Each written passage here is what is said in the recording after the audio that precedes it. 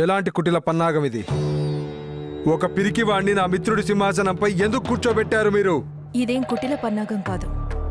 అంతిమ ఉపాయం రాక్షసరాజ బాణాసుర త్రినాది మృత్యువు తర్వాత కంస మహారాజులు పూర్తిగా కృంగిపోయారు. అప్పుడే వారు భీషణ తపస్సు చేయాలని నిర్ణయించుకున్నారు.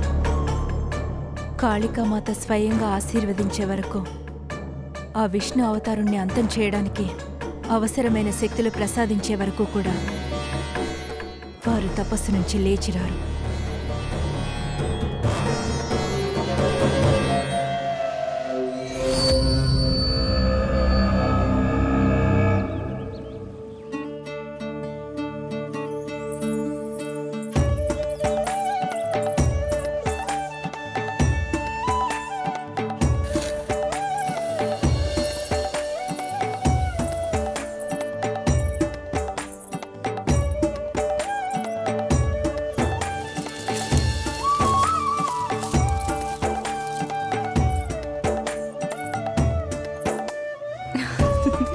ఎన్ని తీసుకువెళ్తున్నాడో అంతకంటే ఎక్కువ పారబోస్తున్నాడు.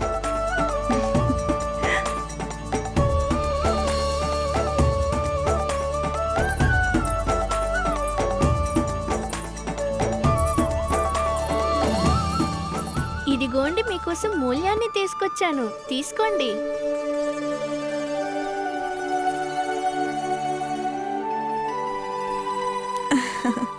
ఈ 2-3 గింజలతో ఒక్క పూట ఆకలి కూడా తీరదు నాకు. అరే, ఎక్కడికి పోయే? నేను దోసిటి నిండా తీసుకొని వచ్చాను.